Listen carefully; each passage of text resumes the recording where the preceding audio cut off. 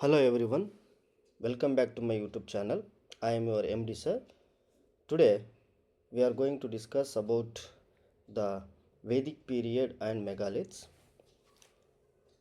Specially हम लोग इस टॉपिक का bullet points and also frequently asked areas को समझेंगे। देखिए, ये जो वेदास के चैप्टर में 4 वेदास हैं। 4 वेदास के बारे में क्वेश्चंस पूछा जा चुका है। First one is the Rigveda, और specially 4 Vedas, the Vedas are the primary source of the information for this period. This is what very important here. यहाँ पे प्राइमरी सोर्स का जो इंफॉर्मेशन दिया गया है, देखिए दो तरह के सोर्सेस होते हैं, एक प्राइमरी सोर्स और सेकेंडरी सोर्सेस। स्पेशली जो स्क्रिप्चर्स रहते हैं या इंस्क्रिप्शन रहते हैं वो प्राइमरी सोर्स रहते हैं। तो CTET में इनका भी क्वेश्चंस आ सकता है। ओके, नेक्स्ट यहाँ पे गुरुकुला सिस्टम, स्पेशली वेदास पीरियड की जो टॉपिक हम पढ़ते हैं उसके अंदर आपको ये समझना चाहिए कि गुरुकुला सिस्टम है। Next 4 Vedas are here and then what the Vedas are teaching and also what are the important geographical factors in that area and in that period। इन बातों को हमको समझना चाहिए। ओके, नेक्स्ट देखिए फर्स्ट वेदा इज ऋग्वेदा। ऋग्वेदा में actually it is the oldest Veda and it contains 1028 hymns and also there is a word called Sukta. Sukta का जो मीनिंग है वो है वेल सेड। ये ऋग्वेदा का हुआ। Next Samaveda. Samaveda it is the root of Indian classical music. इसके बारे में सवाल पूछा जा चुका है, तो आपको इससे भी जानना है। Next Yajurveda, third one. Yajurveda contains rituals and rules for sacrifices. यज्ञ के बारे में जो भी इंफॉर्मेशन हमें मिलती है वो यजुर्वेदा में ज़्यादातर मिलती है। तो यजुर्वेदा में यज्ञ की डिटेल्स और रिचुअल्स की डिटेल्स हमको यहाँ पे देखने मिलती है। Next last one Atharvaveda. Atharvaveda focuses on charms, spells and healing. इसके बारे में हम लोगों को जानकारी मिलेगी। Next social classes in the Rigveda. हमने ज़्यादातर हर एक टॉपिक की जो इम्पॉर्टेंट पॉइंट्स है उसी को ध्यान मद्देनज़र रखते हुए ये की पॉइंट्स बनाया हुआ है। तो आप लोगों को कंप्लीट इन्फॉर्मेशन के साथ साथ वेरी इंपॉर्टेंट पॉइंट्स हम यहाँ पे डिस्कस करेंगे।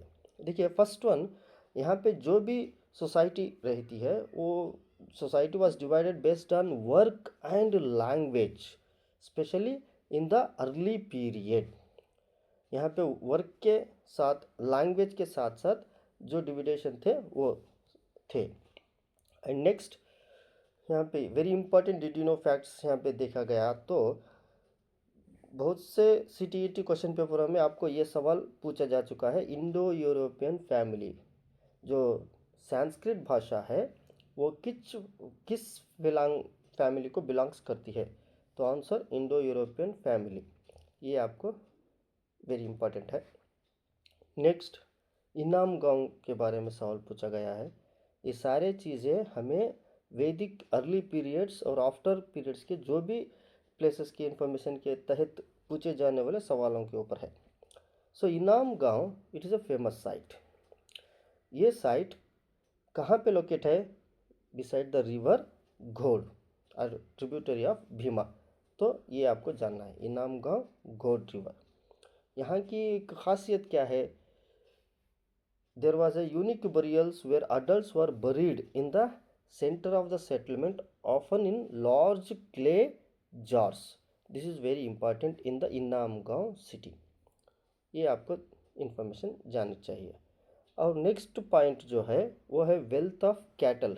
देखिए ऋग्वेदा में स्पेशली वेल्थ, जो भी वेल्थ में रिच है या पुअर है, इसकी ये चीज़ है ना, उनके पास जितने कैटल हैं उसके ऊपर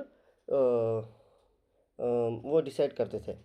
सपोज़ वहाँ पे जो भी वर्ड्स आते हैं ऋग्वेदिक पीरियड्स के वो वर्ड्स भी वही एक डिसीजन, वही एक इन्फॉर्मेशन देते हैं।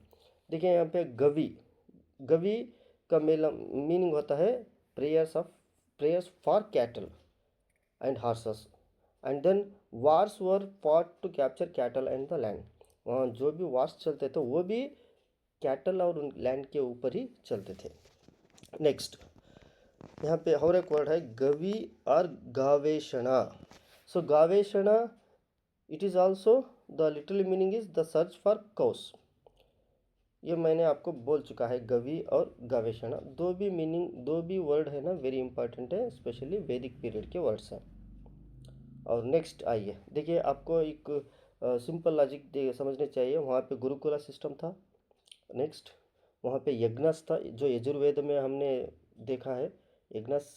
एंड देन स्क्रिप्चर्स थे, स्पेशली सामवेदा, उसे हम musical tool of Hindustan musical ऐसा बोलते हैं, वो भी इम्पॉर्टेंट है। एंड नेक्स्ट वहाँ पे वेरी इम्पॉर्टेंट, जो मेगालिथ्स का बरियल सिस्टम है, वैसा ही सिस्टम वहाँ पे भी देखने को हमको मिलता है। आइए कुछ और इन्फॉर्मेशन लेते हैं। कौस, कौस के बारे में क्यों हमें जानना चाहिए? क्योंकि वैदिक पीरियड में उनको cows are symbol of wealth. They thought that they were very rich if they had more cows. And key features of a pastoral economy. So pastoral economy भी था।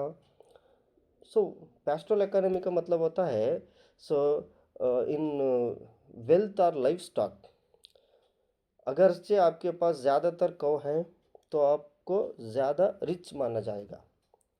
तो जो भी उनके जो रिचनेस की बात होती थी वो कौस के ऊपर ही डिपेंड होती थी, इसलिए cows are very important. And next वैदिक पीरियड का टाइम क्या है? 1500 BCE to 600 BCE। Next early वैदिक पीरियड, दो टाइप ऑफ डिविजन्स में दो पीरियड्स हैं, एक अर्ली वैदिक एंड लेटर वैदिक period. And then important keywords को आपको समझना चाहिए। इसमें देखिए ब्राह्मण्स का एक जिक्र किया गया है। सो ब्राह्मण्स का मतलब होता है the persons who performed rituals and sacrifices and also taught the Vedas. ये जो काम करते हैं वो ब्राह्मण्स थे। नेक्स्ट राजास, राजास का मतलब जो मॉडर्न हिस्ट्री में राजा रहते हैं वो राजा नहीं है, क्योंकि उनके पास ना पैलेसेस हैं ना आर्मीज है। They are just tribal leaders. जो ऋग्वेदिक और वैदिक पीरियड के राजास हैं, they are only tribal leaders, they don't have the hereditary succession, ये आपको जानना है। नेक्स्ट जना और विश, तो इसका मतलब होता है कॉमन पीपल और द कम्युनिटी। जन का मतलब होता है पर्सन, राइट? तो ये वैदिक पीरियड में कॉमन पीपल को माना जाता है।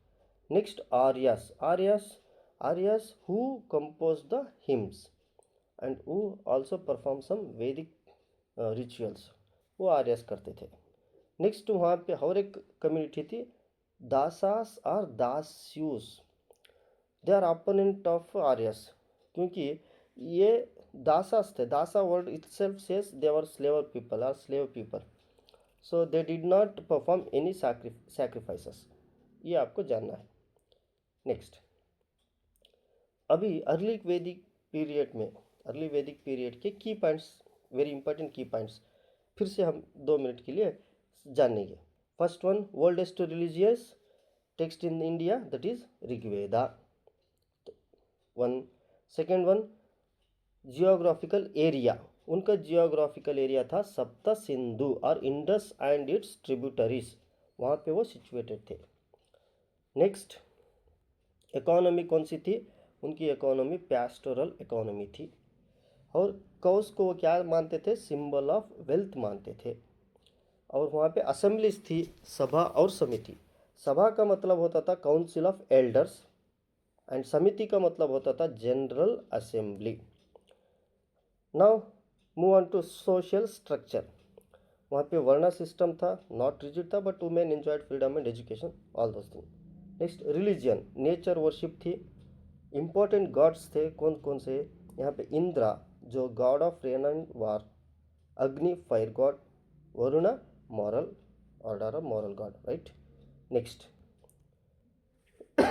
लेटर वैदिक पीरियड में जो इम्पोर्टेंट की पॉइंट्स क्या थे, वहाँ पे सामवेदा, यजुर्वेदा, अथर्ववेदा, ब्राह्मणस, उपनिषद, जियोग्राफिकल एक्सप्रेशन था। ऋग्वेदिक पीरियड को हम क्या कहते हैं, अर्ली वैदिक पीरियड कहते हैं। ओनली ऋग्वेदिक पीरियड, वहाँ पे ऋग्वेदिक पीरियड ही इम्पॉर्टेंट है, राइट, ऋग्वेद का पीरियड। नेक्स्ट लेटर वैदिक पीरियड में हम क्या क्या सोर्सेस देखते हैं, सामवेदा, यजुर्वेदा, अथर्ववेदा, ब्राह्मणस, उपनिषद।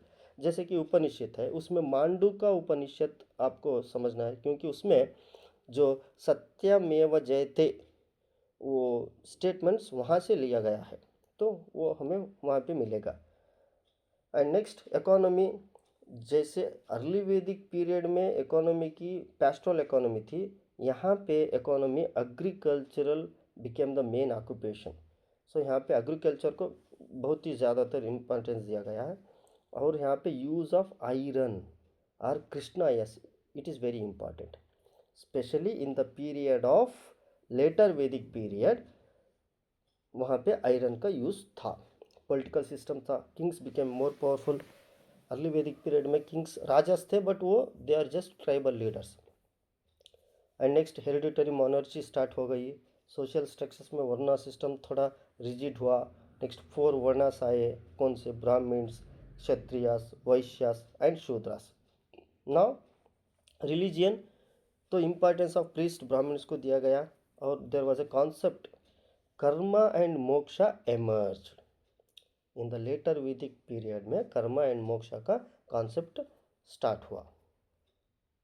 अब आइए मेगालिथ्स के बारे में।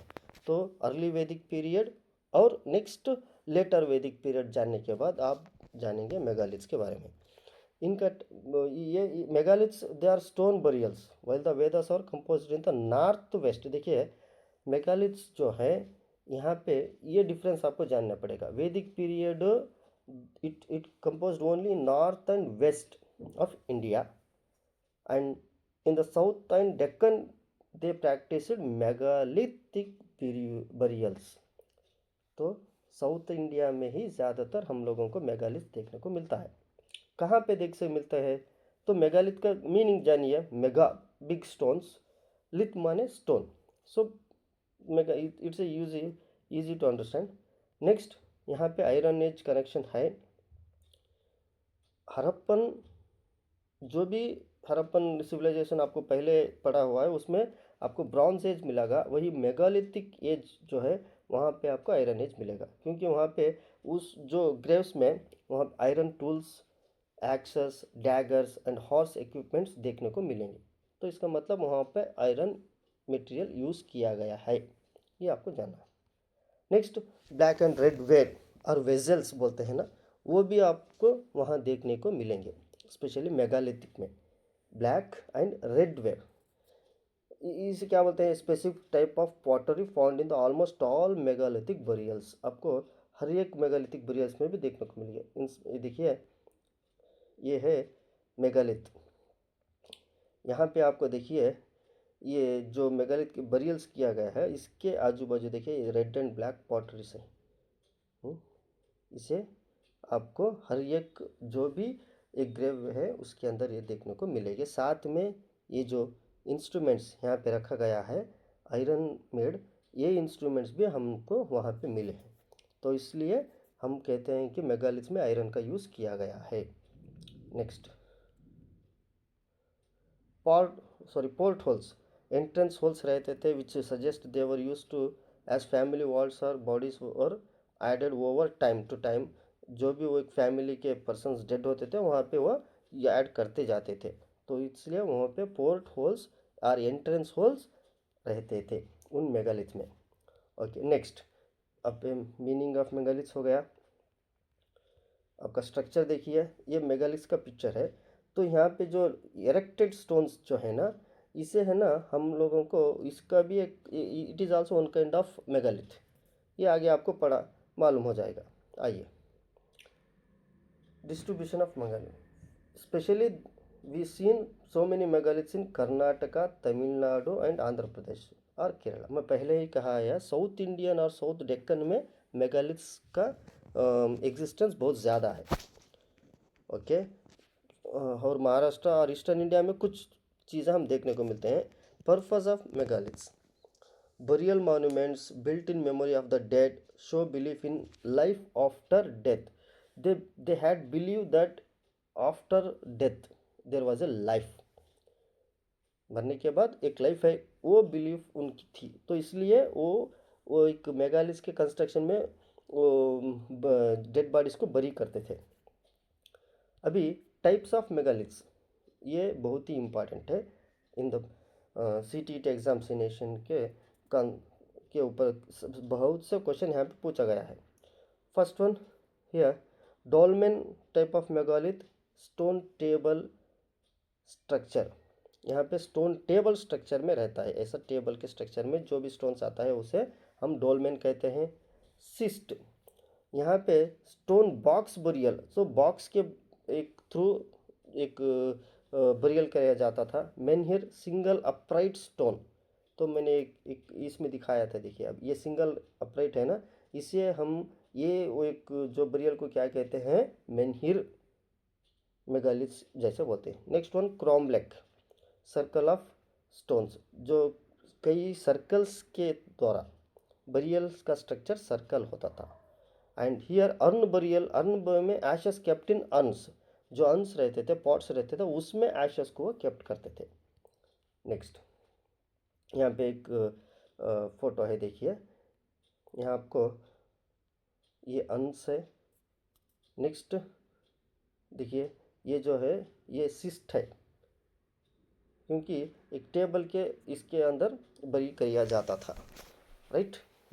आपको यहाँ पे एक एंट्रेंस होल भी दिखा है, देखिए यहाँ से डेड बॉडीज़ को वहाँ पे अगरचे उनके फैमिली के जो भी डेथ होते थे उनको वहाँ से एंट्रेंस में से डाला जाता था।